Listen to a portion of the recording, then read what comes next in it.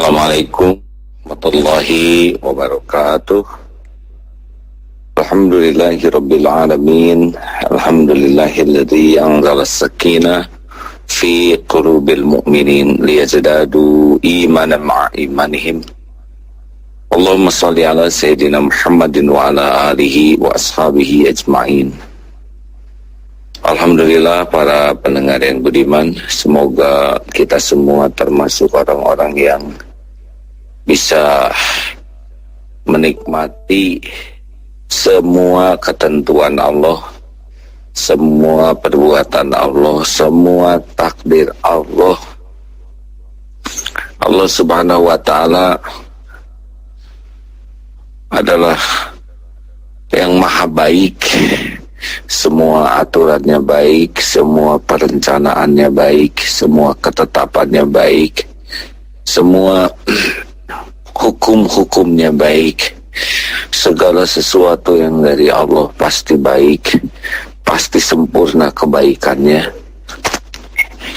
Maha suci Allah dari apapun yang salah, yang jelek, yang gagal, yang tidak pada tempatnya. Maha suci Allah dari semua prasangka yang tidak baik terhadapnya, dan maha suci Allah dari semua prasangka yang tidak pada tempatnya kepada Allah yang maha sempurna kebaikannya. Jikalau kita terus menerus meyakini hal ini, maka kita akan selalu berprasangka baik kepada Allah. Dan prasangka baik itulah yang akan mendatangkan kebaikan bagi kita. Kita yakin Allah maha baik, sehingga kita berprasangka baik. Prasangka baik itulah yang mendatangkan kebaikan. Karena Allah Subhanahu wa Ta'ala dalam hadis qudsi sudah menjanjikan, ana 'inda dzanni abdi bi, aku adalah sesuai dengan prasangka hambaku. Ini kata-kata kunci, hadirin. Allah tahu hati kita, wa huwa alimun bidati sudur, dan dia mengetahui apa yang ada di dalam hati kita. Wa na'lamu ma tuwaswisu bihi nafsuh, dan kami mengetahui apa yang dibisikkan di dalam hatinya. Jadi ini hal yang menjadi kunci. Kalau kita ingin selalu mendapatkan kebaikan dari Allah, maka kita harus berprasangka baik kepada Allah. Dan prasangka baik itu adalah buah dari keyakinan Al-Bar, Allah maha baik. Jadi kalau kita mendapatkan sesuatu yang tidak cocok menurut keinginan kita, dan nyata itu sudah terjadi, tetaplah berprasangka baik. Di dalam hal yang tidak cocok dengan kita, a'udzubillahi minasyaitonirrajim, wa asa an takrahu syai'an wa huwa khairul lakum wa asa an tuhibbu syai'an wa huwa syarrul lakum wallahu ya'lamu wa antum la ta'lamun. Al-Baqarah ayat 216. Bisa jadi kita tidak menyukai padahal baik menurut Allah, dan bisa jadi kita menyukai sesuatu padahal jelek dalam pandangan Allah untuk kita, ya. Allah maha tahu dan kita tidak tahu. Rahasia berbaik sangka inilah sebetulnya, hadirin, yang akan mengantarkan kita bersikap baik dan berpikir baik, lalu berkata baik dan menulis baik dan berbuat baik. Dan kalau ini dibiasakan baik terus, baik, insya Allah akan berakhir baik, husnul khotimah. Jadi kalau kita ingin husnul khotimah, berakhir baik, maka kita harus membiasakan semuanya baik dari diri kita. Dan semua kebaikan ini tidak akan kemana-mana balasannya. Hal jazaul ihsan illal ihsan. Tiada balasan dari kebaikan selain kebaikan dari Allah. Ya, mungkin dari orang ada yang berprasangka buruk walaupun kita berbuat baik, oh tidak apa-apa. Mungkin ada orang yang malah menyikapi buruk terhadap kebaikan kita, oh itu juga bagian dari kesempurnaan bagaimana ujian kebaikan kita, keikhlasan kita, ya. Jangan sikap orang yang menjadi alat ukurnya, tapi balasan dari Allah itu sudah pasti, ya, pasti. Tidak akan kemana-mana, tidak akan meleset. Kita berusaha patuh kepada Allah, lalu nanti ada ujian dalam hidup, maka ujian itu adalah menyempurnakan ketaatan kita kepada Allah. Memang mungkin seperti yang pahit itu bagian dari penggugur dosa. Ada baiknya kepahitan, karena ada dosa-dosa selama hidup ini yang tidak tertebus oleh istighfar kita, tapi tertebusnya oleh kepahitan, kegetiran yang harus kita jalani. Dan jangan risau, karena semua sudah diukur oleh Allah. La yukallifullahu nafsan illa wus'aha. Allah tidak membebani seseorang kecuali sesuai dengan kesanggupannya, baik dalam perintah-perintahnya maupun dalam apapun. Karena Allah Maha Adil, menempatkan sesuatu pasti pada tempatnya. Maha suci Allah dari segala perbuatan zalim, dari segala sesuatu yang tidak pada tempatnya, dari segala sesuatu yang tidak baik. Begitu rekan-rekan sekalian, ini sekedar untuk terus membuat kita membiasakan diri berprasangka baik, berpikir baik, berkata baik, menulis baik, bersikap baik. Walaupun orang ada yang tidak baik, tidak apa-apa.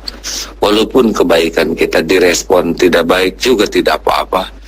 Karena kita berbuat semua ini lillahi ta'ala, semata-mata agar Allah benar-benar ridho kepada kita. Dan tidak ada yang satupun yang disia-siakan. Semuanya pasti kembali kepada kita. Hal jazaul ihsan illal ihsan. Tiada balasan dari kebaikan kecuali kebaikan. Jadi jangan pernah ragu sama sekali untuk berprasangka baik, berpikir baik, berkata baik, menulis baik, berbuat baik. Lakukan saja terus-menerus. Betapapun dianggap remeh, betapapun semua kebaikan kita tidak direspon dengan sesuatu yang baik oleh manusia, tidak apa-apa. Karena balasan dari Allah pasti sempurna pada waktunya, insya Allah. Mohon doa sahabat-sahabat sekalian. Kami dalam perjalanan pulang menuju tanah air, mudah-mudahan semua jamaah ini diterima dan bisa menjadi jalan perubahan, menjadi lebih baik dari waktu ke waktu. Semoga semua yang menyimak ini digolongkan menjadi ahli kebaikan, yang istiqomah dalam kebaikan. Rabbana atina fid dunya hasanah wa fil akhirati hasanah wa qina azabannar. Di dunia sempurna kebaikan, di akhirat juga demikian, dan dijauhkan dari api neraka. Mohon maaf dan terima kasih atas semuanya.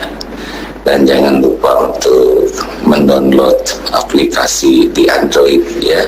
Di sana ternyata bisa menjadi jalan silaturahim kita semua. Aplikasi, maaf kalau namanya sama, Agim di Android. Mudah-mudahan ini menjadi jalan dakwah, jalan silaturahim, jalan tukar pikiran dan ilmu bagi kita semua. Alhamdulillah, sampai jumpa di tanah air, sampai jumpa hari Jumat khutbah di Masjid Cipaku. Assalamualaikum warahmatullahi wabarakatuh. Waalaikumsalam warahmatullahi wabarakatuh. Dan kita Profesor Dr. Kiai Haji Miftah Farid, kita akan langsung sapa. Assalamualaikum warahmatullahi wabarakatuh, Ustaz. Waalaikumsalam warahmatullahi wabarakatuh. Baik, alhamdulillah, silakan Ustaz. Assalamualaikum warahmatullahi wabarakatuh. Alhamdulillahi rabbil alamin. Wassalatu wassalamu ala asyrafil anbiya wal mursalin wa ala alihi wa sahbihi ajmain. Para pendengar yang berbahagia dimanapun Anda berada, tidak henti-hentinya kita memanjatkan puji syukur kehadirat Allah Subhanahu wa Ta'ala.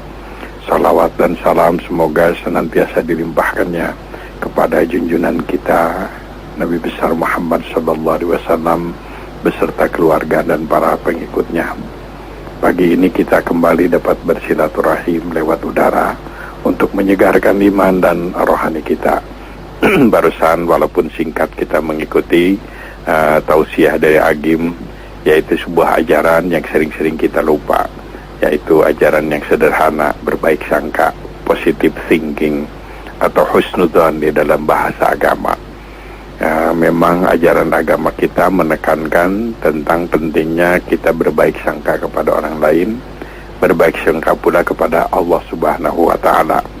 Tidak boleh suudzon, buruk sangka kepada Allah, dan tidak boleh juga buruk sangka kepada sesama manusia. Jadi kita membiasakan untuk positive thinking menghadapi seseorang. Biasanya orang buruk sangka itu lebih tentram hidupnya daripada mereka yang biasa suudzon, biasa berburuk sangka. Orang buruk sangka itu tidak akan tentram, tidak tenang, karena dibebani oleh dugaan-dugaannya yang tidak baik.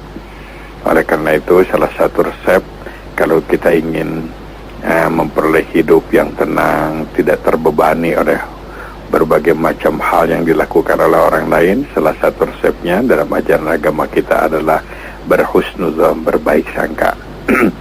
Tadi sudah disinggung, ternyata bahwa husnudzon itu juga penting menjadi sikap kita ketika kita memohon kepada Allah Subhanahu wa Ta'ala. Jadi Allah Subhanahu wa Ta'ala mengajarkan kepada kita bahwa Allah akan menentukan pilihan keputusan Allah itu sesuai dengan dugaan-dugaan orang kepada Allah. Kalau seseorang itu berburuk sangka kepada Allah, maka itulah keputusan Allah. Begitu juga kalau seseorang itu berbaik sangka kepada Allah ketika berdoa, maka itu pula yang akan menjadi keputusan Allah. Jadi ketika berdoa itu ada etika. Salah satu di antaranya etika berhusnudzon, berbaik sangka. Kita yakin bahwa doa itu akan diijabah. Kalau ada dalam hati kita, tapi kemarin juga saya berdoa tidak diijabah, enggak. Semua doa pasti diijabah. Cuma mungkin ada soal waktu, mungkin juga Allah Maha Tahu yang diberikan kepada kita tidak seperti apa yang kita minta, tapi diberi yang lain yang lebih maslahat. Allah lah yang Maha Tahu. Atau paling tidak doa kita itu menjadi investasi, menjadi pahala di akhirat, jadi sebagai ibadah. Jadi tidak ada mubazir berdoa itu sepanjang kita nyatakan doa itu dengan baik, dengan tulus, dengan ikhlas, betul-betul mohon kepada Allah Subhanahu wa Ta'ala. Ketika merasa belum berhasil juga tidak ngamak, begitu yakin berhusnudzon tadi, berbaik sangka bahwa pasti ini ada sesuatu kebaikan. Jadi berhusnudzon, berbaik sangka, positive thinking itu selain kepada manusia, kepada Allah ketika berdoa, juga ketika kita menyikapi sesuatu yang kita alami. Sebut saja musibah, entah itu berupa kerugian, sakit, ataupun juga musibah lainnya tidak berhasil ikhtiar kita. Nah, ini berhusnudzon, jangan sampai kita berburuk sangka kepada Allah. Kok Allah kepada saya nggak adil, kok Allah. Nah, itu berburuk sangka. Jadi kita berbaik sangka, karena setiap kepahitan yang kita peroleh, kegagalan ataupun ketidaknyamanan yang kita peroleh, kalau kita sikapi dengan berhusnudzon, berbaik sangka bahwa Allah tidak mungkin melakukan kezaliman kepada kita, maka pertama tentu hati kita menjadi tentram, hati kita menjadi tenang, dan jadi semacam pengobatan husnudzon itu, pengobatan spiritual. Kemudian yang kedua, menurut sejumlah hadis, sesuatu yang merugikan, menyakitkan kita sikapi dengan positive thinking, dengan husnudzon itu, maka musibah, sesuatu yang tidak menyenangkan itu menjadi kifarat, penghapus dosa. Penghapus dosa. Jadi proses penghapusan dosa itu bisa melalui istighfar, bisa melalui sholat, bisa melalui saum, bisa melalui infak. Banyak hadis dengan infak, dengan sedekah menghapuskan dosa. Banyak melangkahkan kaki ke masjid untuk melaksanakan sholat jamaah, dan jihad fisabilillah, memperjuangkan agama Allah, itu kifarat. Dan dalam konteks pembicaraan kita ialah kita menerima apa yang terasa pahit yang Allah berikan kepada kita. Oh, ini kita terima dengan jiwa besar, tidak kemudian tadi berburuk sangka kepada Allah, pasti ini ada sesuatu kebaikan dan itu adalah kifarat, penghapus dosa dan kesalahan.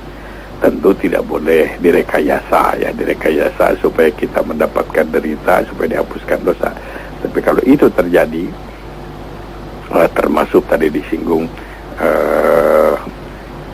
kejahatan, kezaliman orang lain kepada kita, sikapi saja dengan kepasrahan kepada Allah. Itu menjadi kifarat penghapus dosa dan kesalahan. Kita mengenal juga mengenai sering kita sebut dengan hikmah ya. Kadang-kadang kamu membenci sesuatu, padahal sesuatu yang kamu benci justru itu yang baik bagi kamu. Kadang-kadang kamu mencintai sesuatu, padahal sesuatu yang kamu cintai itu yang baik bagi kamu. Jadi ini menempatkan diri sebagai hamba Allah yang lemah, yang tidak banyak tahu lah tentang apa yang akan terjadi. Dengan keimanan dan tadi husnudzon, semangat husnudzon itu, apa yang kita rasakan saat ini sebagai sesuatu yang tidak menyenangkan, ada hikmah manfaat, sebuah keberuntungan yang di luar estimasi nalar kita. Saya kira dalam perjalanan hidup kita sering merasakan itu. Ada sesuatu yang tidak menyenangkan, tapi kita sabar, beberapa saat kemudian mengatakan, waduh untung pada waktu itu saya sakit ya. Sakit malah jadi untung. Wah untung waktu itu saya tidak berhasil, tidak menduduki jabatan itu. Dari keberuntungan yang di luar estimasi nalar, tapi kemudian baru disadari. Itu yang kita sering mengemasnya dengan kata-kata hikmah. Siapa tahu ada hikmahnya. Kalau sikap ini dipelihara oleh kita, ditumbuhkan, maka tidak ada yang disebut kekecewaan yang parah itu. Parah sehingga menyebabkan kita menjadi sakit hati, menyebabkan kita menjadi stres. Karena segala apa yang terjadi kita sikapi dengan positive thinking, dengan berbaik sangka, terutama kepada Allah. Berbaik sangka kepada Allah. Nah, tidak mungkin Allah zalim, tidak mungkin Allah itu berkhianat, tidak mungkin Allah itu menyalahi janji. Tapi rasanya seperti ini, pasti ada hikmahnya ini. Sekarang saya merasakan pahit, mungkin besok atau lusa ada sebuah keberuntungan di luar estimasi nalar kita. Semangat yang seperti ini bisa kita tumbuhkan dalam menyikapi orang lain. Dalam menyikapi orang lain sehingga kita tidak mudah memvonis orang lain sebagai orang jahat dengan husnudzon itu. Tidak terlampau cepat kita menghakimi orang lain atau mengutuk orang lain, walhamdulillah. Tapi kita sikapinya dengan sebuah sikap yang disebut di dalam hadis itu, ahbib habibaka haunamma. Kalau kamu terlanjur mencintai seseorang, cintailah haunamma, tidak berlebih-lebihan. Jangan sampai mengkultuskan, seolah-olah tidak ada cacat seseorang, segalanya sempurna. Jangan. Kita harus siap, siapa tahu bahwa dia itu ada sesuatu yang tidak baik. Nah ini ahbib habibaka haunamma, cintai. Kalau kamu terlanjur mencintai seseorang, maka enteng-enteng aja lah, jangan habis-habisan. Siapa tahu orang yang kamu cintai sekarang itu justru pada satu saat tidak baik bagi kamu, pada satu saat nanti malah mencelakakan kamu. Nah ini yang sebaliknya yang sangat-sangat penting ini, yaitu kalau engkau terlanjur membenci seseorang, jangan habis-habisan.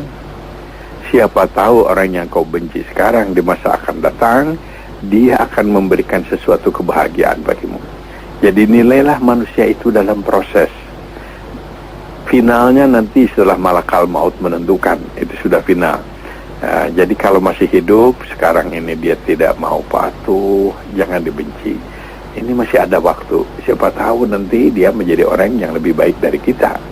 Begitu juga sebaliknya, ketika kita mengagumi seorang, silahkan kagumi. Tapi haunamma, kata Nabi, janganlah sampai dikultuskan seolah-olah tanpa cacat.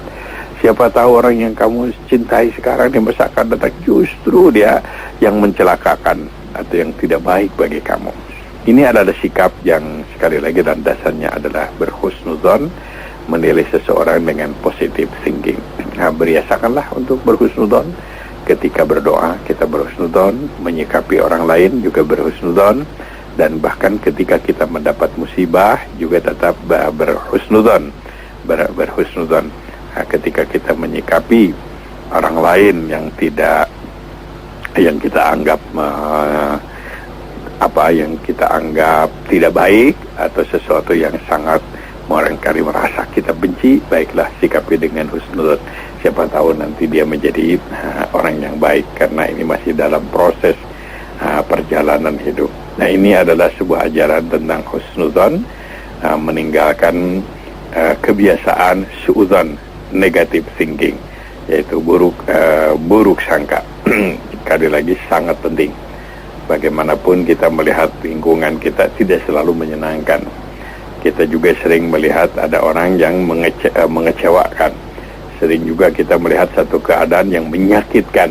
Tapi sikapilah dengan berjiwa besar, sehingga apapun kepahitan yang dirasakan pahit yang menimpa kepada kita, menjadi bagian dari kifarat penghapus dosa dan kesalahan.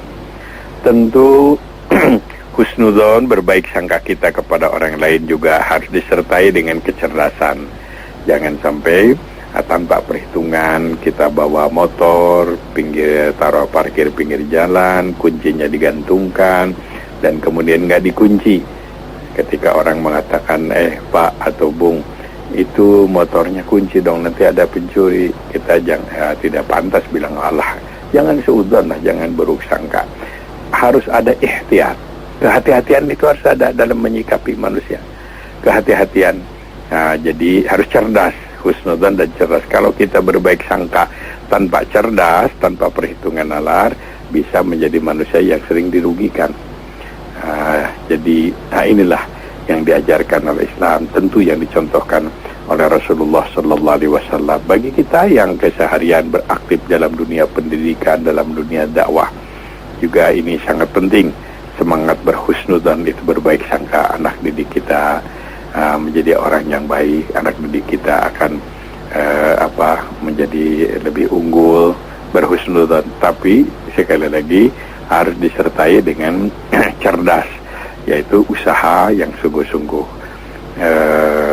untuk memperoleh sesuatu yang terbaik, Jadi ada usaha yang sungguh-sungguh, yang cerdas, tapi kemudian juga tetap berhusnudzon, berbaik sangka. Optimisme juga termasuk bagian daripada sikap hidup yang diajarkan oleh ajaran Islam.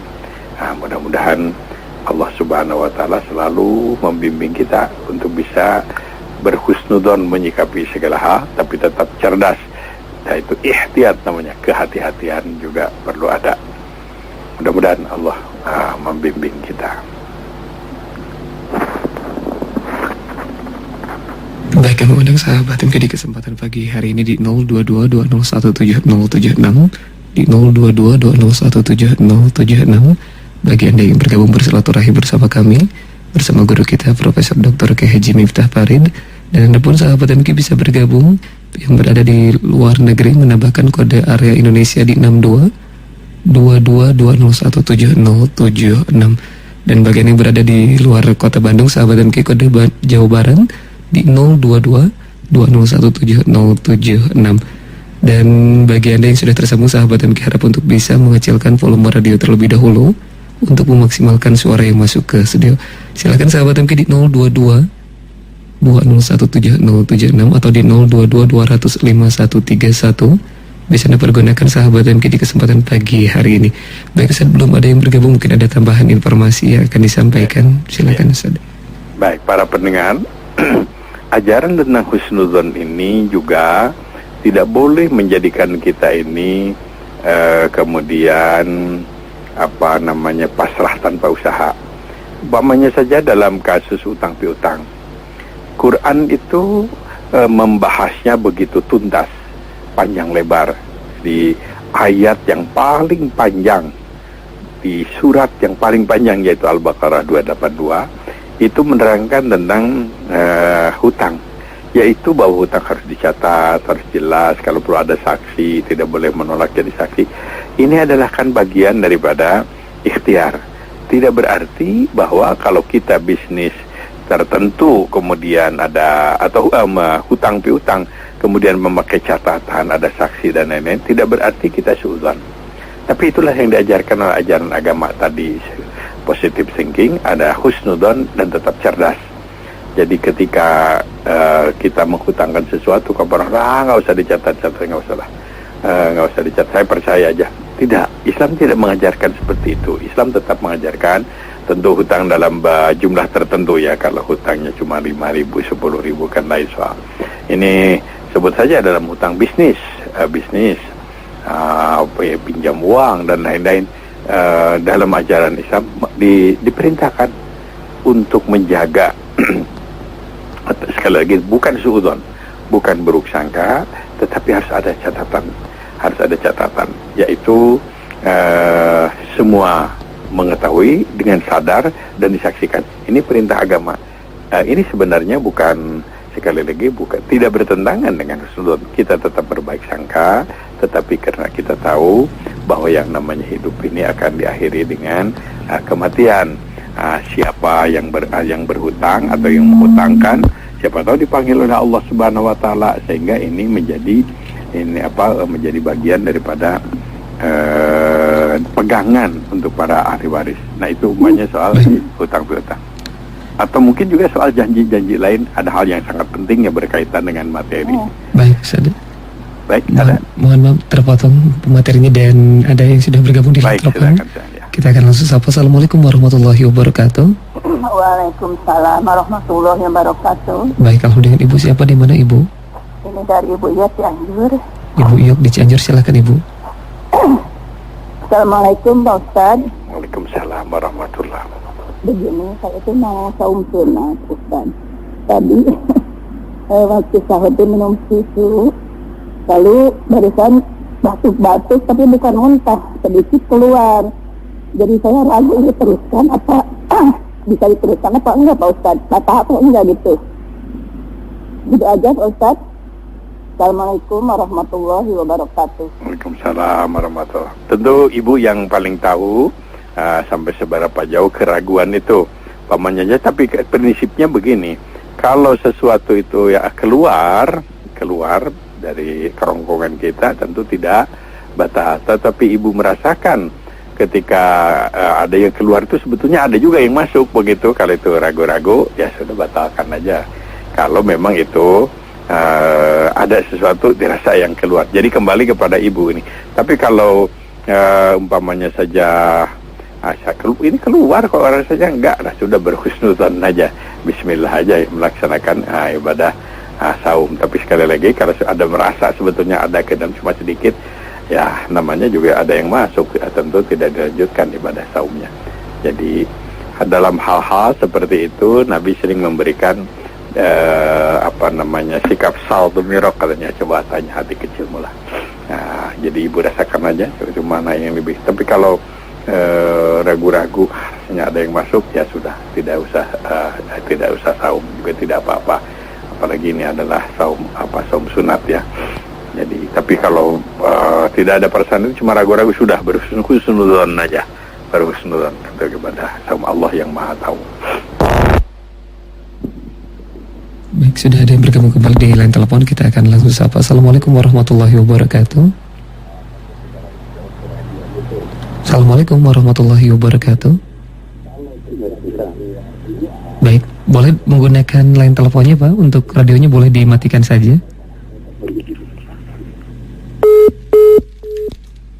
Baik, terputus di line telepon di 0222017070. Bisa Anda coba kembali sahabat MK di 0222017076. Baik, sambil menantikan Ustaz, mungkin ada tambahan kembali ya, dan lanjutan yang tadi tentang janji-janji, silakan. Dalam pengertian husnudzon dan cerdas, menurut bahasa saya tetap positive thinking, tapi juga tetap harus cerdas. Ihtiyat, kehati-hatian itu juga penting, bagian daripada usaha. Bagian dari usaha antara lain itu soal utang piutang. Sering ada masalah soal utang piutang karena tidak transparan. Jadi hitam di atas putih itu adalah bagian daripada ajaran agama dalam hal utang piutang. Bukan karena tadi tidak husnudzon atau jadi suudzon, tidak.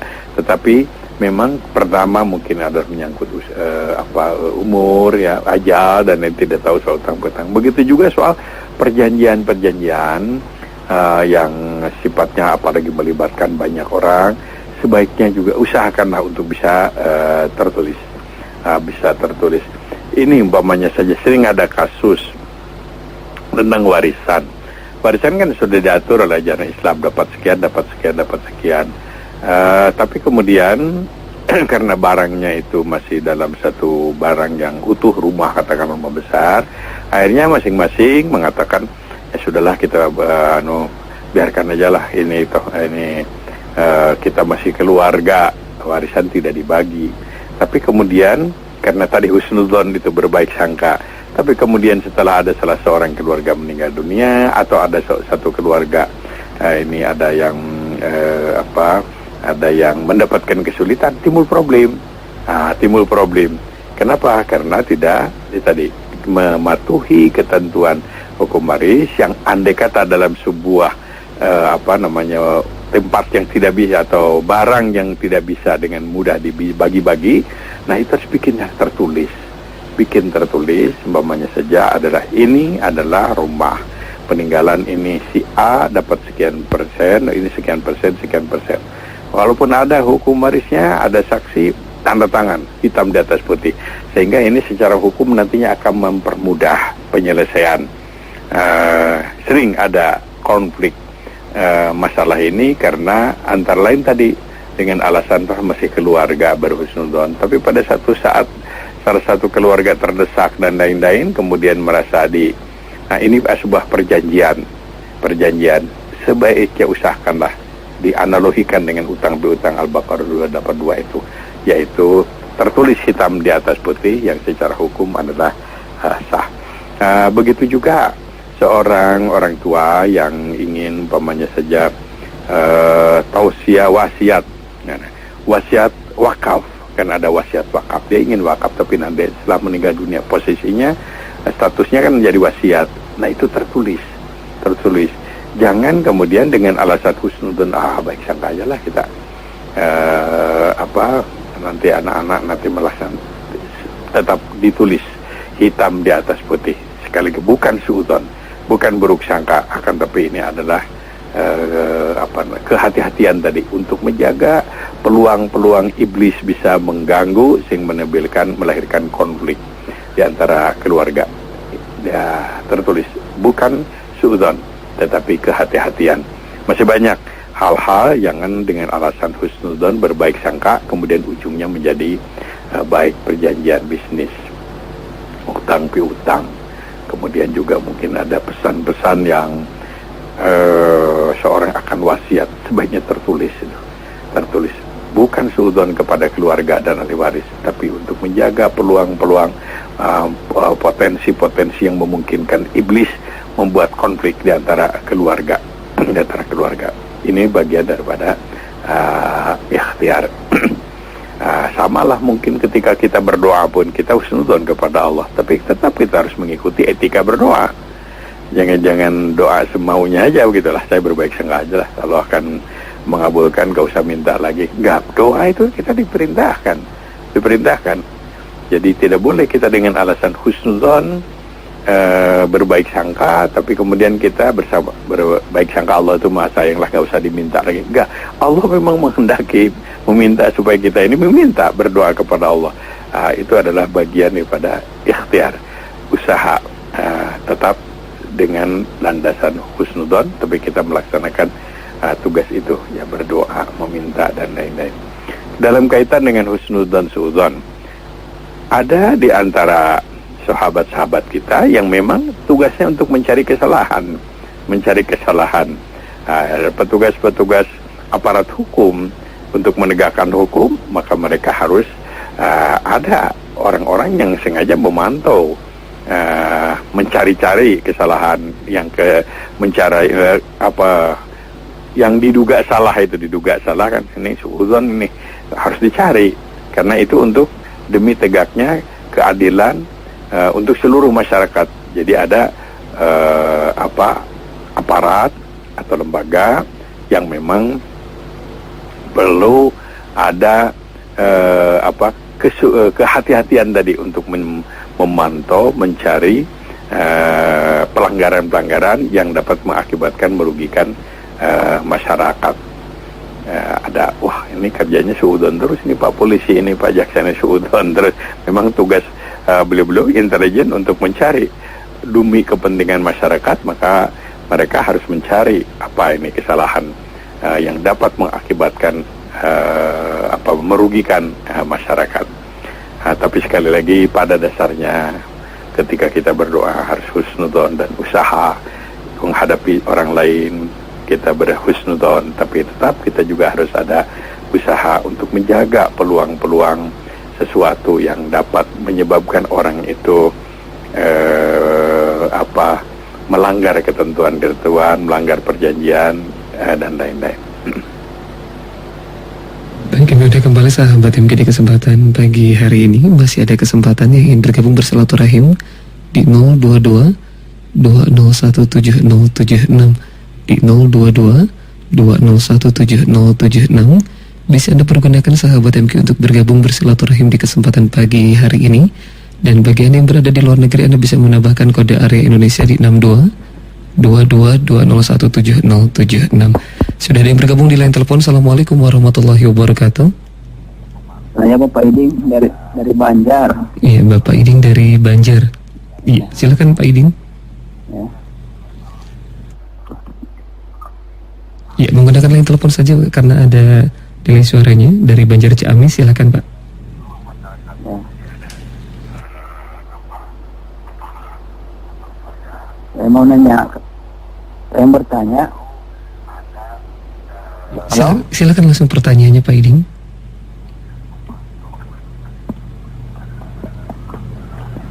Silakan Pak Iding menggunakan line teleponnya karena kalau untuk suara radionya delay Pak. Oh ya.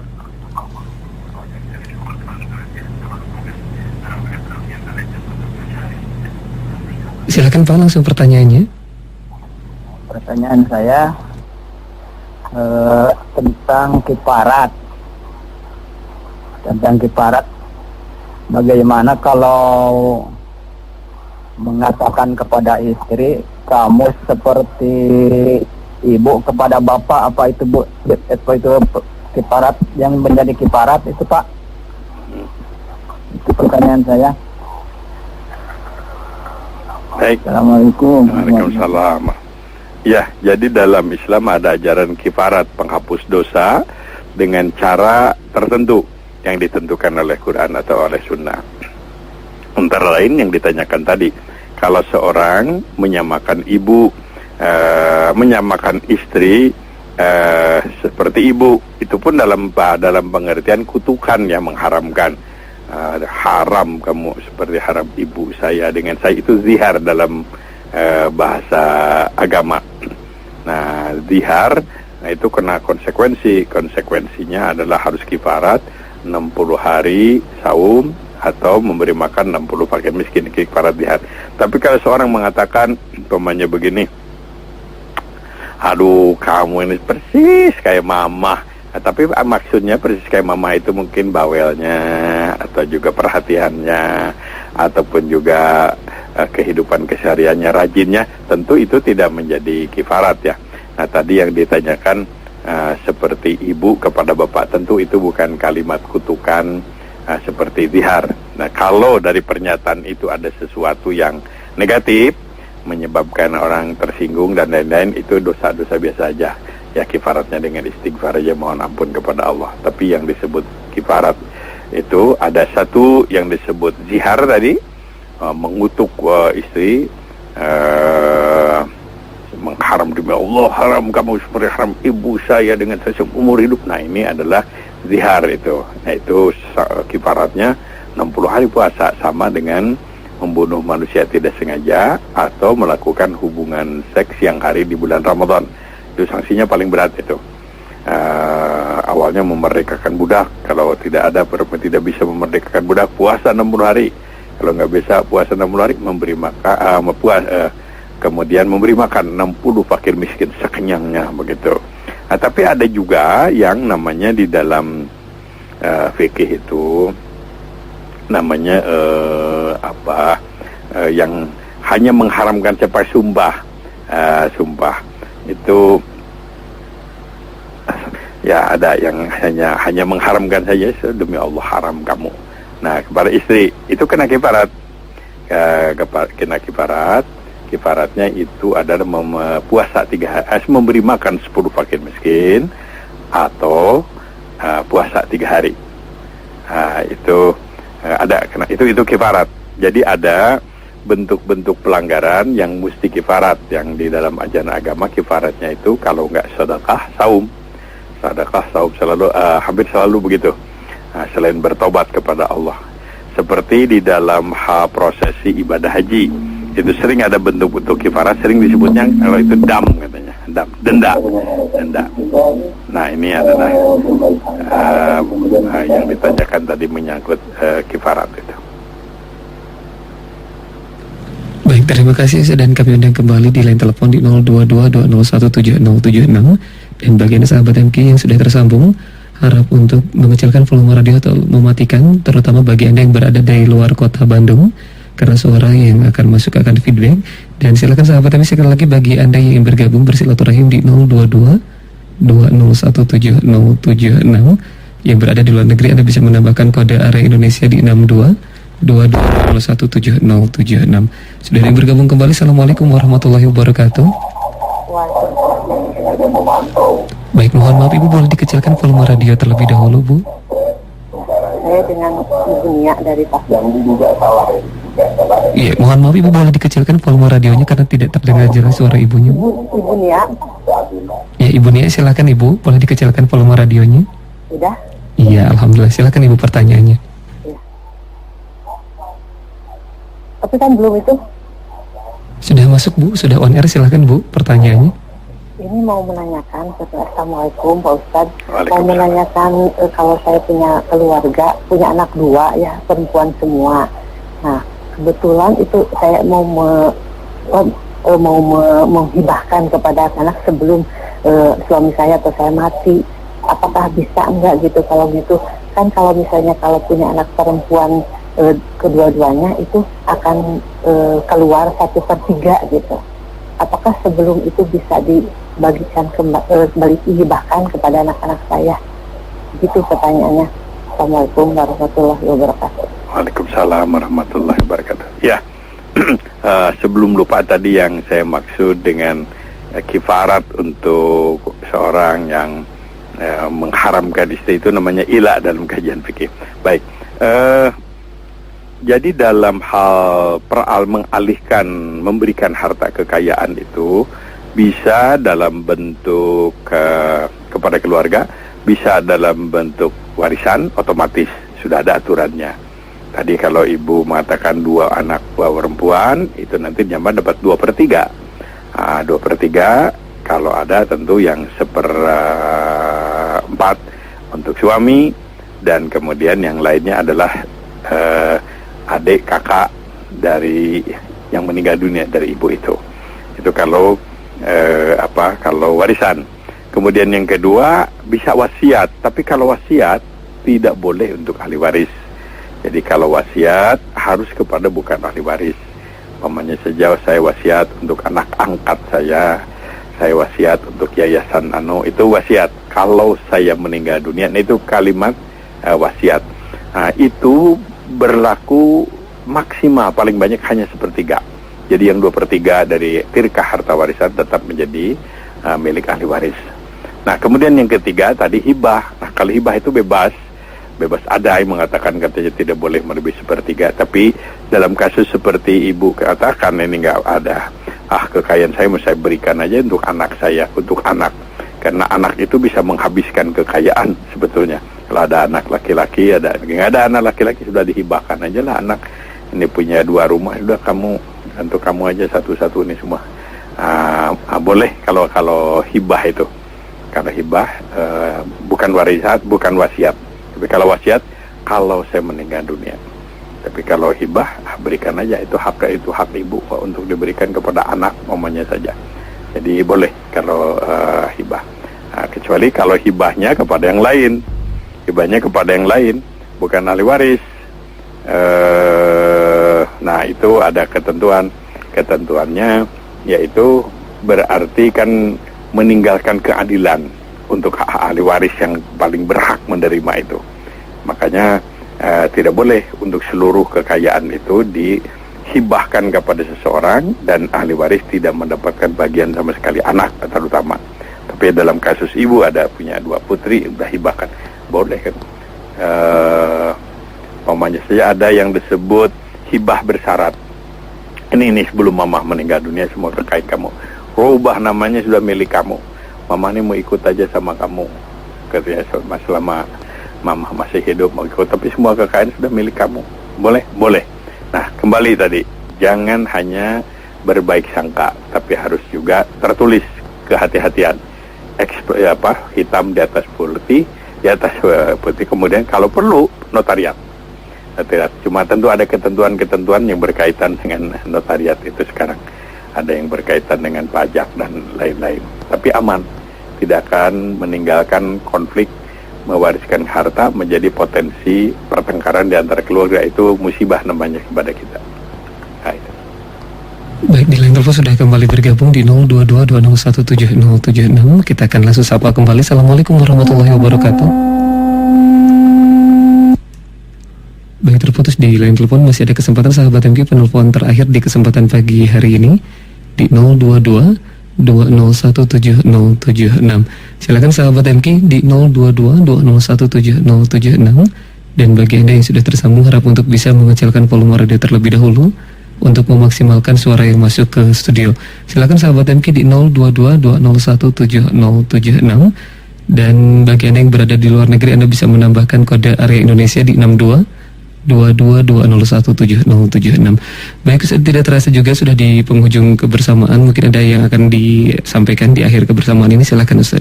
Baik, para pendengar yang berbahagia, jadi salah satu akhlak penting sekali lagi adalah berbaik sangka, positive thinking kepada orang lain.